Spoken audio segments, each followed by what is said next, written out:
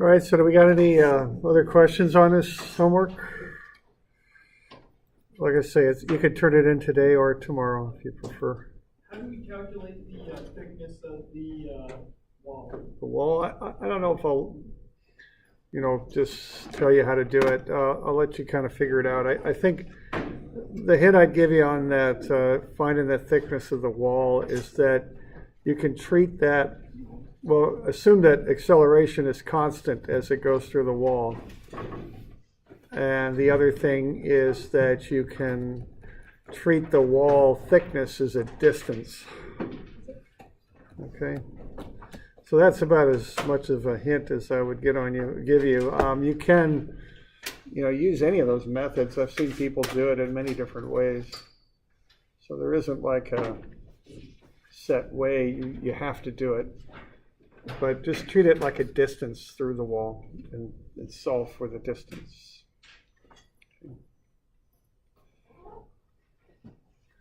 That's how you could do that. All right.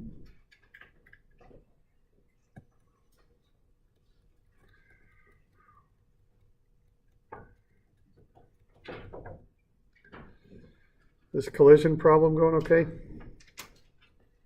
242. Mm-hmm. All right. No problem so far. Okay.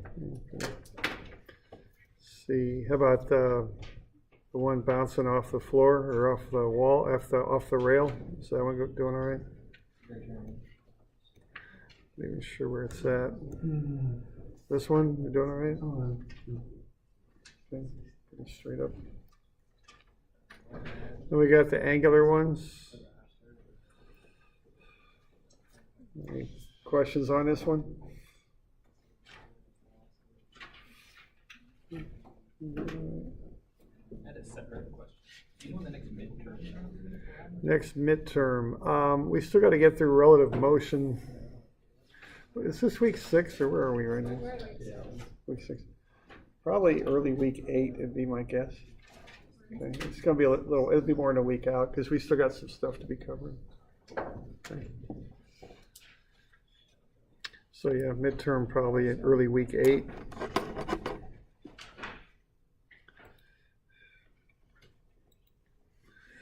All right, so we good on that? We got this one. Okay.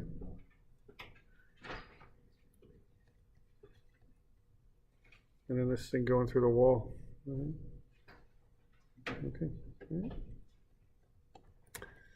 All right.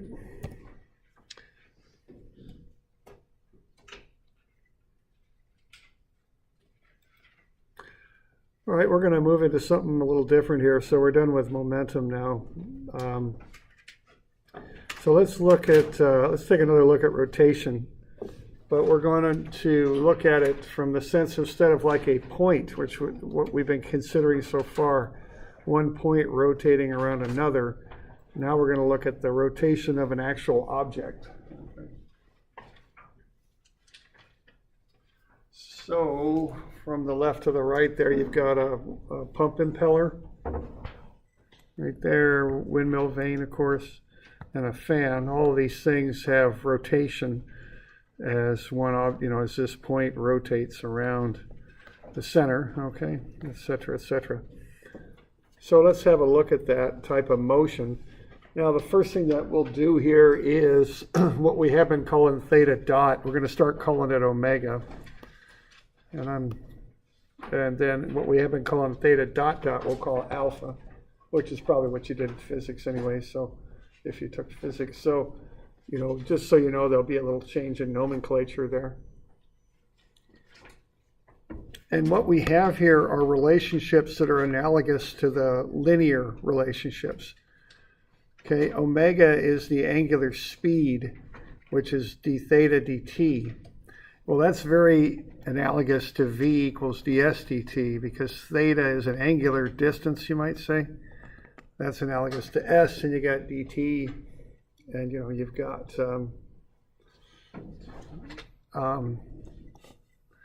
the v also, which is analogous to omega. So I guess I could call that a linear analog. Analog is something that's the same concept, just a slightly different application, I guess you'd say. Alpha is analogous to A. Omega is analogous to V, so alpha is d omega dt. And then also we've got this last one, which is the same sort of relationship as ADS is VDV, okay? So we've got three calculus relationships just like we had before, but now they're for angular quantities instead of linear ones. Okay. All right, and those are the fundamental definitions that we can work with. And then similarly, there's three algebraic based equations, which are for constant angular acceleration. So this first one is the same thing as v equals v0 plus at. Right? And these all have, again, linear analogs. So we've got three calculus relationships, and then we got three algebra relationships. The algebra relationships are for constant angular acceleration now. So they're the same things, just for angular relationships, okay? And let's see, what page are we on? Are we on 506. 506? Thanks. So we're on 506, okay. All right, so that's what we got there. All right, so down at the bottom there, what we're going to look at now is a whole object rotating as opposed to just one point rotating about the other, but we can express them in very similar ways. So if we have a point O and A is rotating about O, the velocity of A will be omega times r. Omega is the same thing as theta dot. So that's the same thing as r theta dot, okay?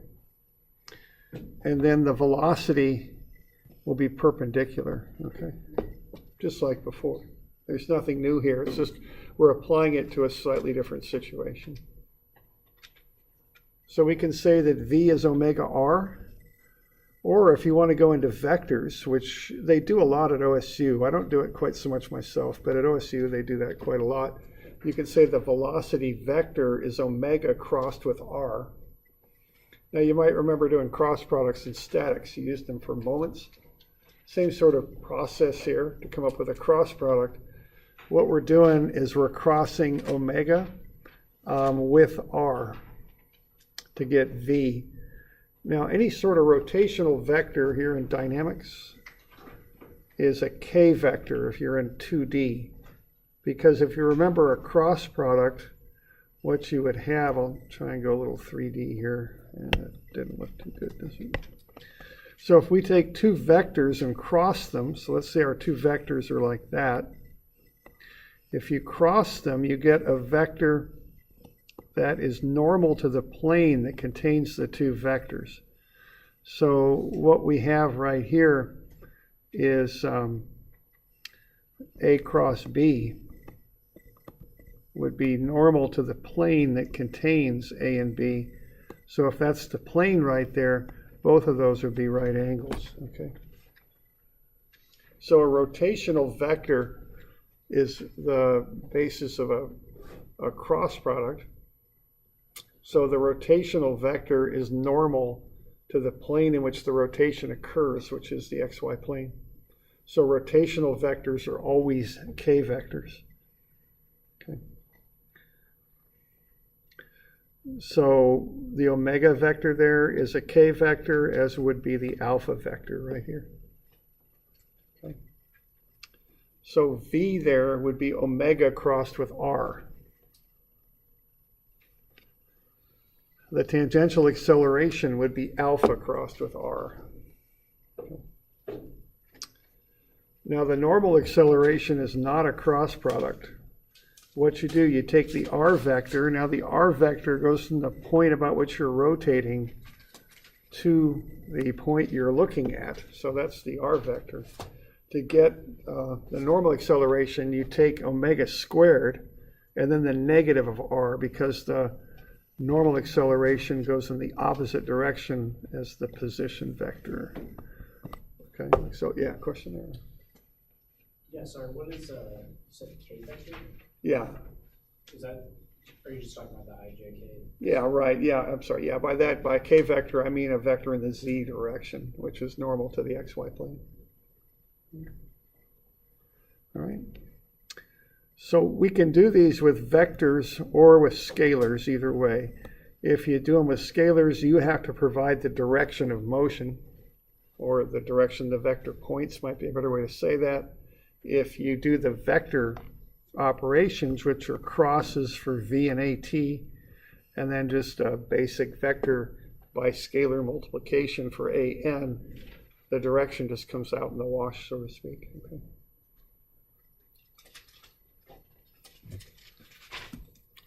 So that's just some basic calculation methods there, okay? So we good with that? We got any questions on that bit?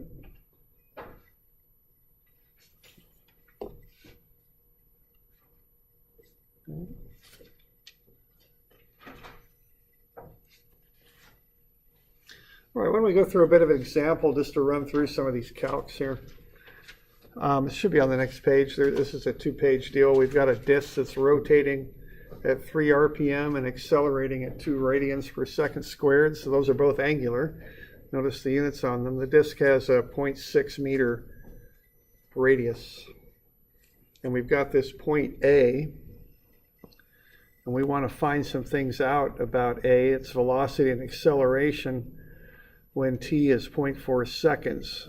So what A is going to do, it's going to roll over here by that time. And so we're going to want to know what's the velocity and acceleration of that point when the time is 0.4 seconds. Okay. So let's just go through an example of how you do these calculations.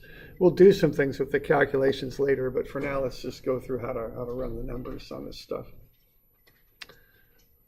All right. So RPM is revolutions per minute. A revolution is 1 rev, it's 1 circumference.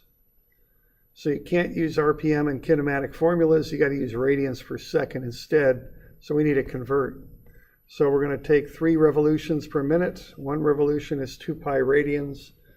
1 minute is 60 seconds. Okay. So when you run that through, you're going to get that 3 revolutions per minute is 0.314 radians per second. That's the starting angular velocity. So we'll start with that. And then let's figure out just some basic information. Let's figure out what the angular speed is of the disk at 0.4 seconds, and let's figure out where point A is at 0.4 seconds. Okay? So omega is omega 0 plus alpha t. Now I can use these formulas because I've got constant acceleration. Okay. So that's constant. So that's why I can use the algebraic formulas. So what I would do here would be to start with the initial angular velocity, and that's 0.314 radians per second. We've got that. Then I'd add the angular acceleration, which is 2 radians per second squared times the 0.4 second time. So that's 1.114 radians per second. So that's the angular speed of A. Okay.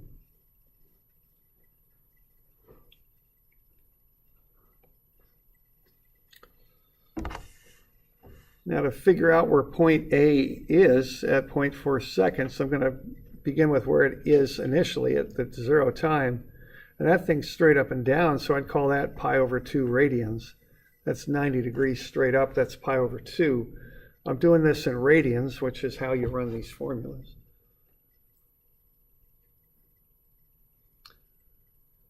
And then I take the angular velocity times the time, omega 0 times t.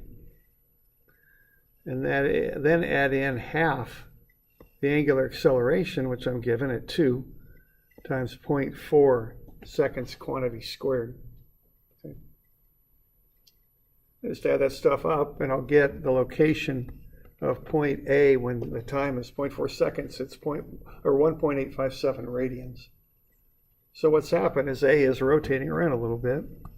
It's over here somewhere. Okay.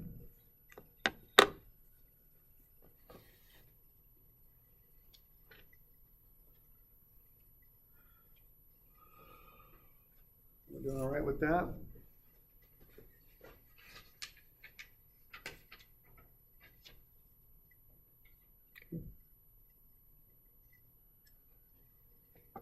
So I get that figured out.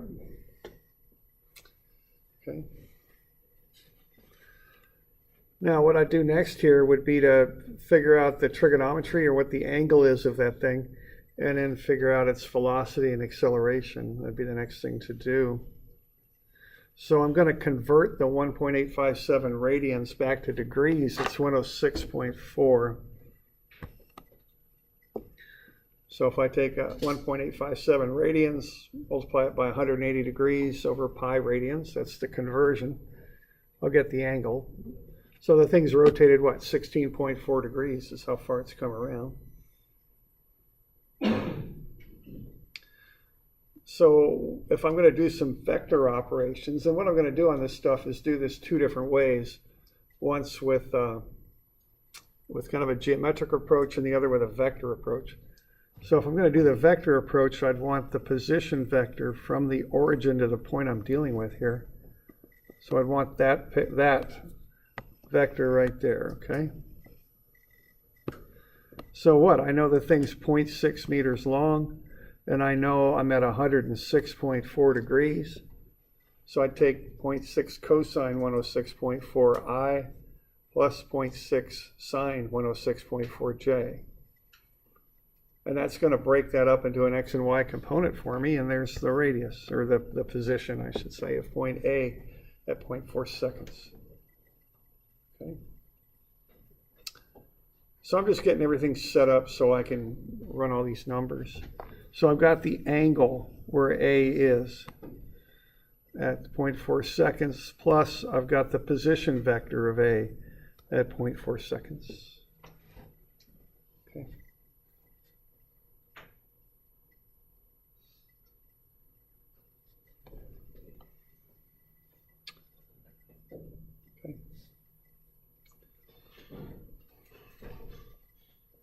So I've got that.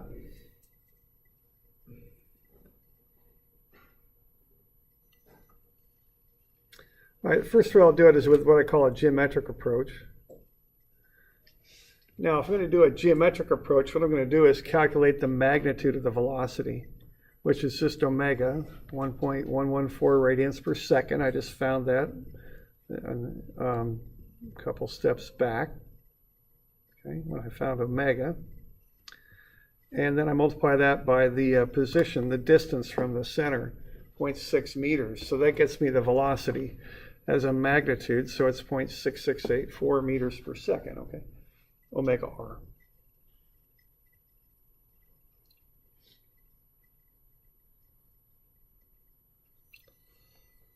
All right. Then what I want to do is vectorize that, because I want vectors here.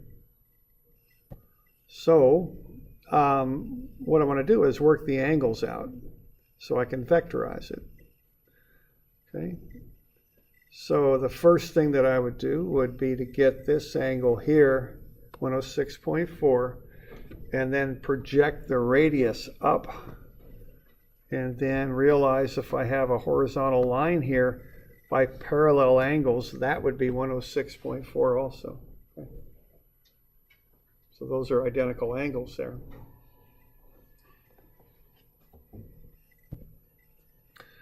All right. What I would do next in this particular case is I would draw a straight horizontal line across. That's 180. So I'll take 180 minus the 106.4. That'll get me to 73.6, which is this angle up here in the upper left.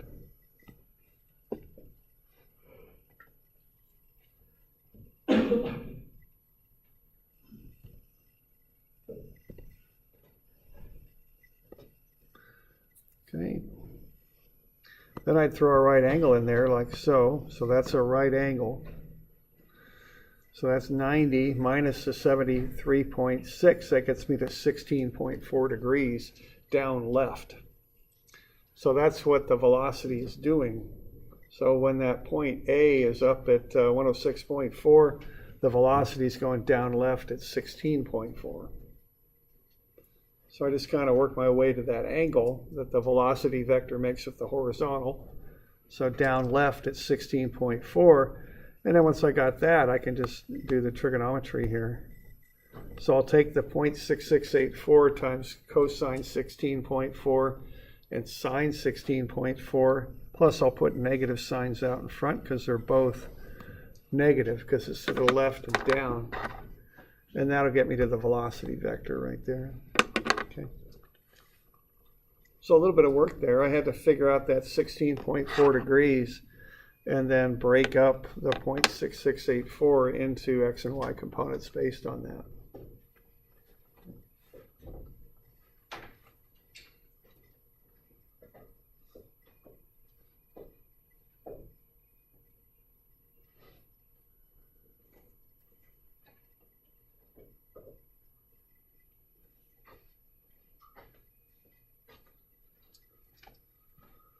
Okay. So that's one way I could find the velocity as a vector, and I'm going to want to be able to do this because we're going to run some numbers on things where we're going to want to know that. Okay. Okay. So there's my velocity. Now I could do it another way too, and that's with vectors. And I tend to like this method here. It just makes more sense to me. But you can also just knock this out with vectors if you like. And it's up to you. I don't really care. At OSU, they seem to like vectors a lot. So, you know, whatever works for you is fine. So the other way to do this is to do a cross product, omega crossed with r. All right. And we've already found r. It's negative 0.1694, 0.5756, and 0 in the k. And so what you would do is just do a cross product there. We already got r, that goes on the bottom. Now the omega vector, omega is the angular speed. That's 1.114. Now that's counterclockwise. And that's a k vector, a z vector, whatever you want to call it. So that goes in as 0, 0, and then it's all k there. So 1.114. Counterclockwise is positive.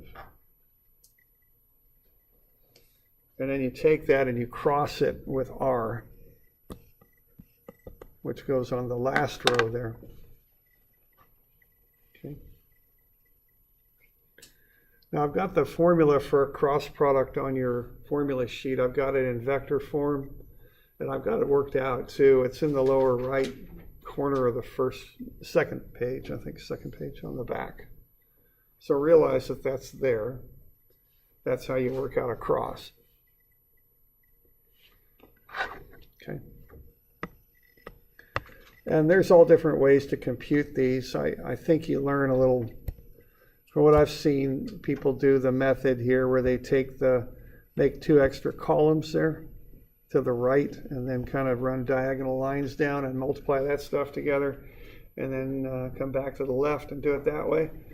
I learned it a little different, but however the heck you learn it is fine. So what I learned is you cross off the first row and the first column and cross what's left. So that'll be 0. Yeah, I screwed that one up, didn't I? Let's try that again. Cross off the first column and the first row. There we go. So 0 times 0 minus 1.14 times 0.5756. And that's the I. Okay. And then you kind of proceed with a method like that. You work over on the column that you cross out as you go.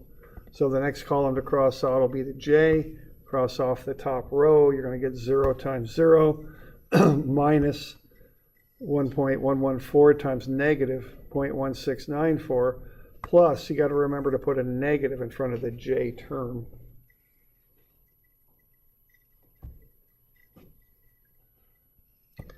And then the last one,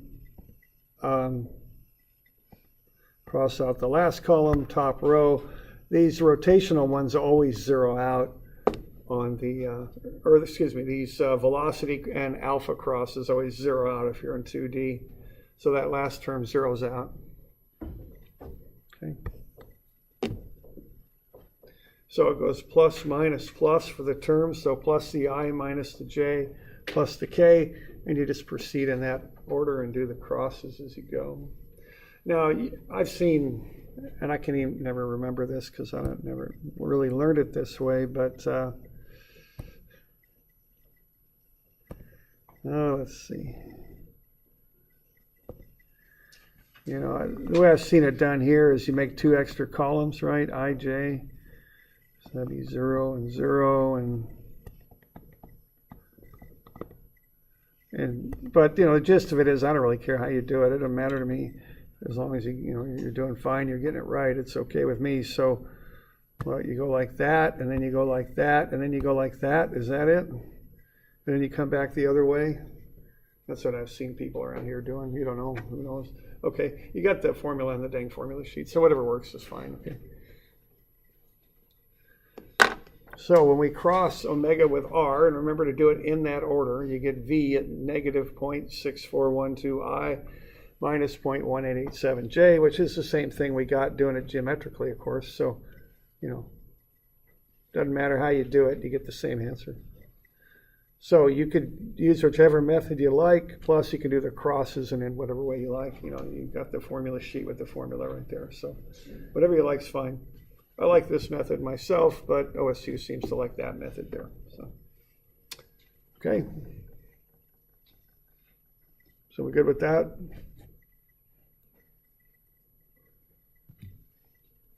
Okay. Okay, fasten your seatbelts. Now we're going to do the acceleration vectors here, okay? So, geometric approach. Okay, we got to get both of them. So I find the magnitude first and then I vectorize it. Now I've got that angle thing going on there. So I can figure out the angles that these things are acting at. So a sub t is just like the velocity. It acts down left at 16.4. And you figure out the angles in the exact same way. Now a sub n will work off of this angle right here, and that's 73.6. Okay, so what we're doing there, we're looking at point A sub t acts down left, A sub n acts down right. A sub t is tangent to the circle, A sub n points into the center of the circle. All right. So it's just a matter of figuring out the magnitudes and vectorizing based on those angles. So the first one, A sub t, is alpha r. Alpha is 2, r is 0.6. That gets you 1.2 for A sub t. That's down left at 16.4. So minus 1.2 cosine 16.4i minus 1.2 sine 16.4j. Okay. So that'll get you AT. Negative 1.151i minus 0.339j. Okay.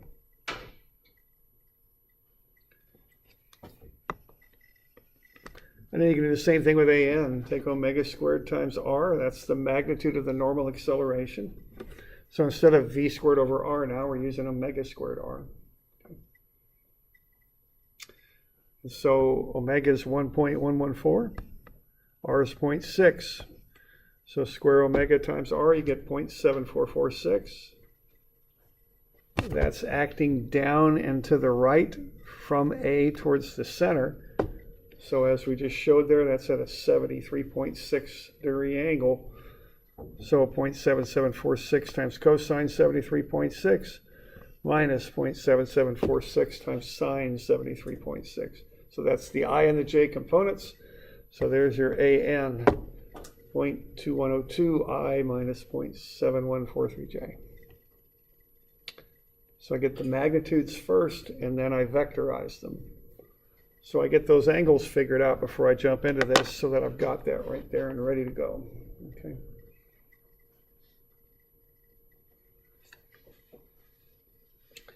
Now, if I want the total acceleration, which I believe I do, I add the tangential and normal together, and I'm adding the components together, the i's together and the j's together, okay? So that'd be the next thing I'd do to get the total acceleration.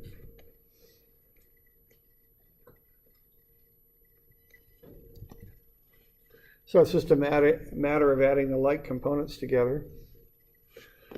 And then after doing that, if I want the magnitude, I could take the square root of some of the squares, and that would get me the magnitude, okay? Just like any sort of vector. So I'm adding up the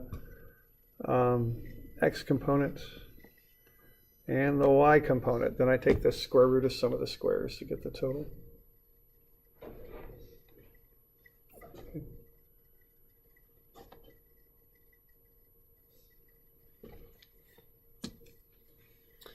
So that's how we do that, okay?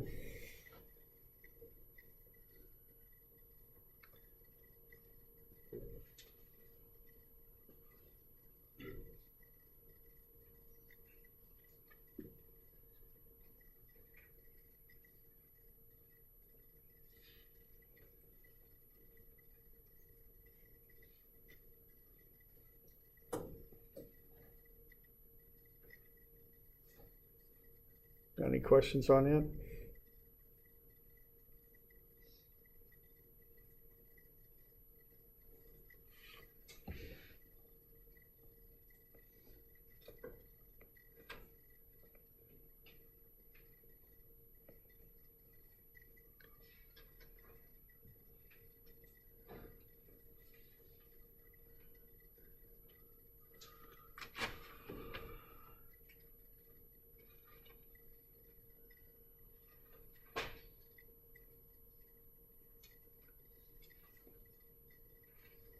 So you put 73.6 in for the normal force for the A. Mm-hmm. Is that, you're measuring from the right, so does it matter? Like, why did you use 106? Okay, why did I use 106? Okay, so what I'm doing here, the standard way to measure these angles to do the trig on this and break them up is with the positive x-axis. So that's why I use the 73.6, because the thing's acting down and to the right, and with the positive x-axis, that's a 73.6 degree angle. So that's why I use 73.6. If I use the 106.4, I'd be using this angle, whoops, that angle right there, which is with the negative x-axis. And that, trigonometrically, that just won't get you to the right place where you want to go. So that angle right there isn't the right one to work with. And then for the tangential, you use. For the tangential, I use 16.4 because what I want there, well, okay, I guess I'm contradicting myself, aren't I? There's two ways to do, well, how shall I say this? I guess you confuse why they're not being measured from the same Right. spot. Okay. Where aren't they being? You say Yeah, I get what you're saying. It's just a matter of how I chose just to set it up. I guess that you're right. I'm not being completely systematic. I just kind of look at it and go with what's going to work. So let's start with this one. If I use 73.6, the signs will come right out. I'll get cosine. Well, really, I'm sorry. I just need to kind of collect myself here for a minute. Okay, what I've got there, I've got that the tangential vector, let's start with that. That goes to the left and down, and I've got a 16.4 degree angle with the horizontal. So what I do, I say, okay, left is negative x, so I put that negative sign in there. Y is negative y, so I put the negative sign in there. And then the cosine and sine of the 16.4 will get me the components that I want, the x component and the y. So even though those signs come out when I do the trig positive, I know they're left and down. So I have to supply those myself. Okay? And so I guess I tend to work off of triangles, I guess is what I do, because the normal acceleration is like that. And so when I think of a nice easy triangle to work with, I think of the angle that's less than 90, the 73.6. And by looking at that, I can see that those components are to the right, which is positive, and down, which is negative. So once again, I'm supplying the signs. That's a positive. The lack of a sign infers positive, and that's a negative. Now, I could have used the 106.4 for this one, but again, I would have to supply the signs. So when you do the cosine of 106.4, you'll actually get when you do the cosine of 106.4, you'll actually get a negative value, but it'll be the same as the cosine of 73.6. They'll come out the same. So you have to supply the signs. So I guess what I'm doing here is I'm using angles that are less than 90, which will get me positives for both sine and cosine. Then I supply the sign by looking at it. Okay. Now you could do the same thing with 106.4. You're just going to have to ignore that negative that comes out when you do the cosine and supply your own sign. I guess the most important thing is that we're referencing the x-axis. Right. Yeah. Right. That's a good point. Yeah, but I just look at it and figure out the signs by looking at it is how I do it. Okay. But yeah, it's a good point. I am being a little arbitrary there, but I think that what I'm just thinking about why do I do it this way? And the reason is I keep these angles 90 or less. That way both signs come out positive. It's, I just apply my own signs. The other thing is I can make a triangle out of that and visualize it pretty well. When I get to angles that are bigger than 90, the triangle bit gets a little bit more difficult to visualize. So it's just a matter of preference on my part that I'm doing it that way, I think. Okay. Other questions? All right. Okay. We can do it with vectors too. So you can go alpha cross with R if you like. So again, this is two methods I'm showing you. Whichever method works for you, just go with it. So alpha is 002. So keep in mind that these rotational vectors, like alpha, are k components. That alpha is counterclockwise, so that's a positive 2. So 0, positive 2. You cross that with the position vector that we figured up above. Or actually for you on the previous page. And then you just do the cross, and it'll just come right out for you. So on the cross product, once you get in the rotational vector and then the position vector, everything comes out in the wash after that if you do your cross properly. So a sub t, and I should have a vector hat on that, is negative 1.151i minus 0.339j. Okay, and that's how you would do the cross on that.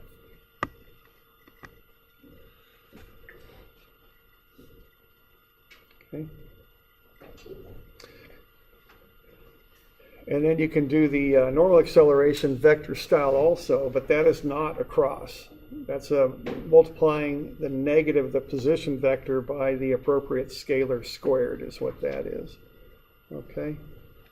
So if you do the vector for the normal acceleration, you take negative, because that turns the position vector around and points it instead of from the center out.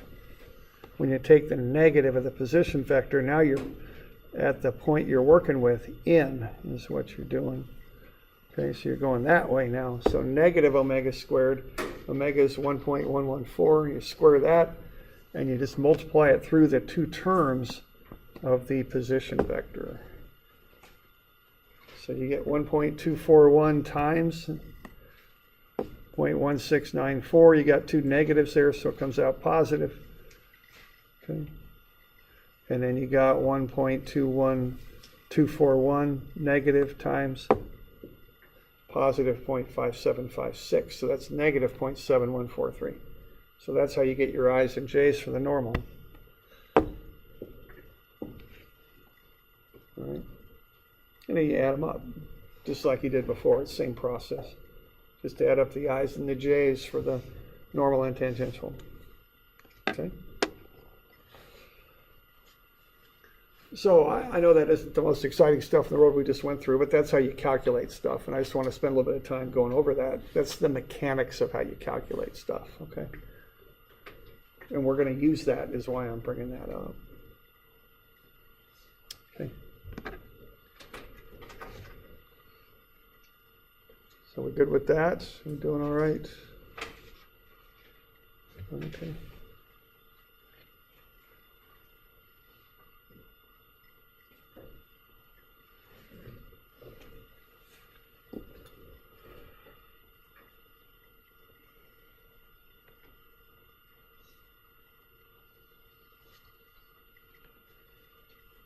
Okay.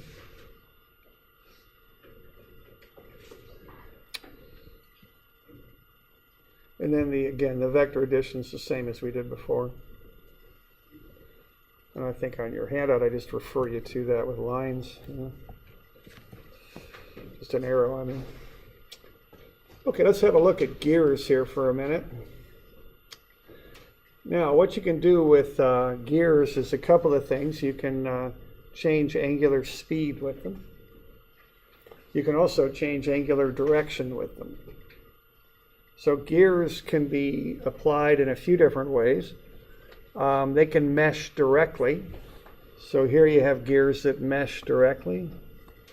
There's some gears that mesh directly. You've got teeth on both things that are meshing, and as one turns, it turns the other or pushes the other, depending on whatever the case may be. You can have teeth on both gears and join them with a chain. Okay. So some cars used to have timing chains, okay, on them. Worked like that. You can also join them together with a belt, timing belt. Okay, so there's different ways of joining things together, but what you're doing, you're joining gears of different diameter together, usually. That's what you're doing. And you're using that to change the angular speed or to change the direction. So here you want to create a gear ratio between the rate at which you pedal and the rate at which the back tire moves. You don't want to have to turn your feet as fast as that back tire is going to move. So you use a gear ratio to do that for you. You ever seen the pictures of the really old bicycles from about the late 1800s? Oh, yeah. You got like a huge front wheel, right? Yeah. So they're doing the same thing here without a chain. You turned the front wheel directly on the old bicycles. But to get the ratio right, they had to have a huge front wheel, 5 feet in diameter or something like that. Okay. Now the other thing you can do is change direction. So in your transmission, you've got gears that allow you to use the spin of your engine to push the car forward or backwards by engaging different gears. All right, so let's have a look here at these gears that I've got right here. I've got a couple different views of them. What's that, 509? I think I'm on 509 or 507. I think. 509. Thanks, 509. So here's the actual kind of an isometric picture, or oblique picture of what those gears look like, okay? So we got gear A, and it's turning with 60 radians per second. And we're going to work our way through B, C, and D.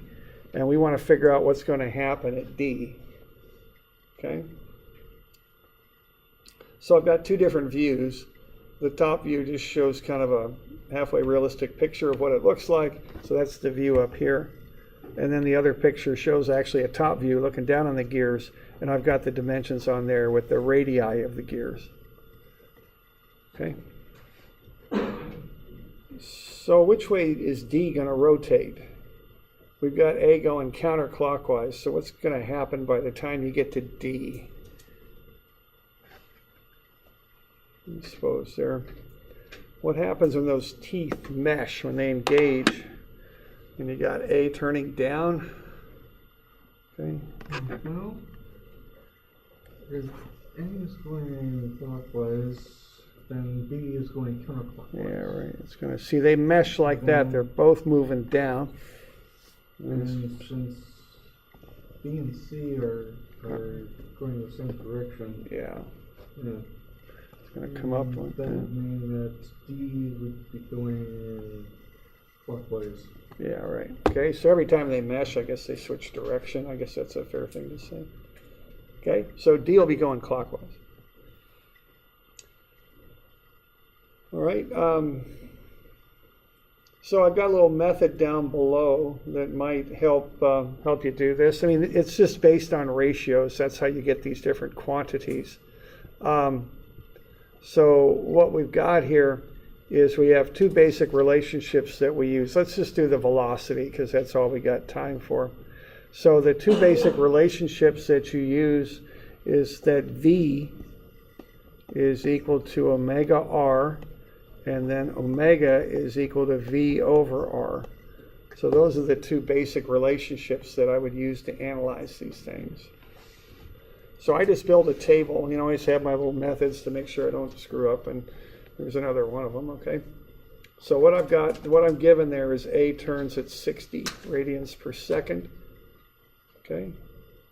Now, what happens here is I want to know what's happening at the rim, the outer perimeter, I'll call the rim, okay? So the rim is equal to the outer perimeter. And based on that, I can track these through.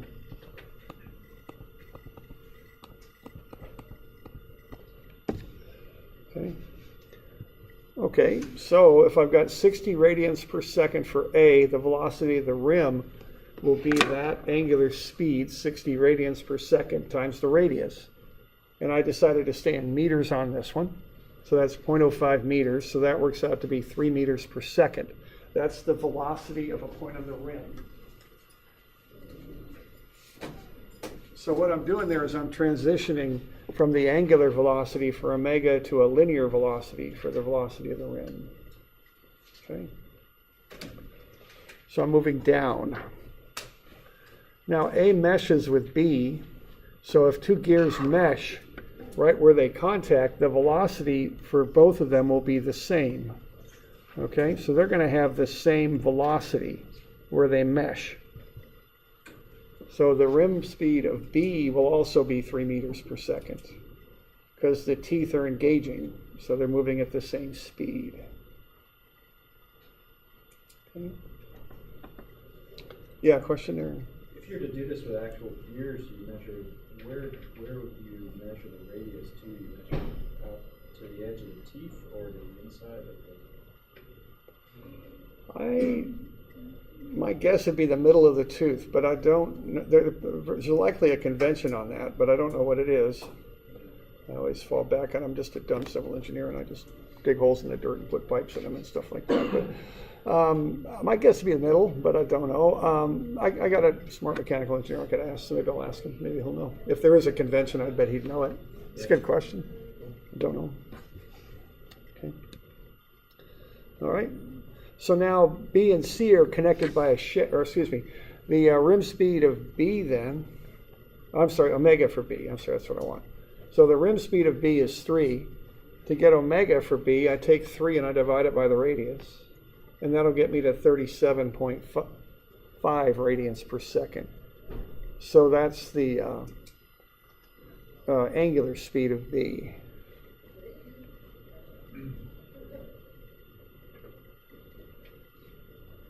Okay, now it so happens that I've got C on the same shaft as B. So they're going to have the same angular speed.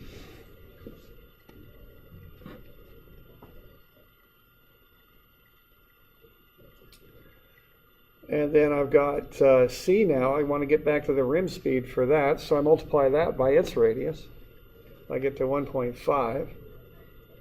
That's a rim speed. That's meshing with D. Okay. So the rim speeds will be the same. And then I can work my way back to omega for D by dividing out the radius. So I just put it all in a table and do it that way. Now it's not like you always fill up every cell in the table. It just depends on how the gears are put together.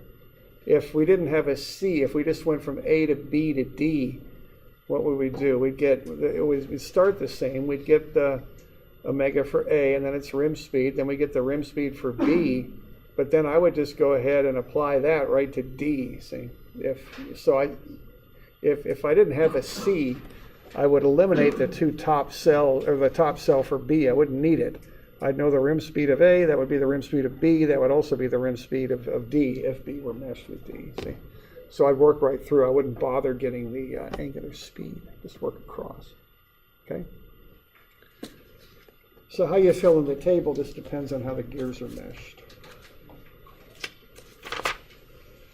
All right, so you can turn that homework in tomorrow.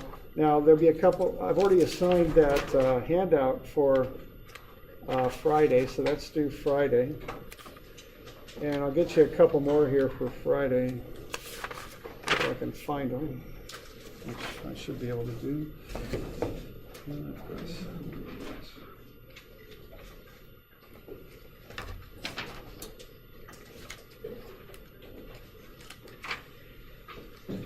So 271, that's a good one, and then 273.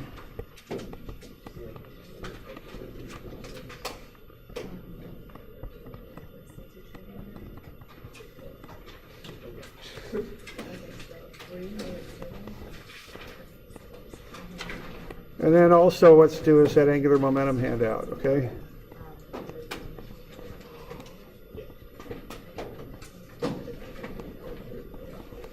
So those are all due Friday? Okay.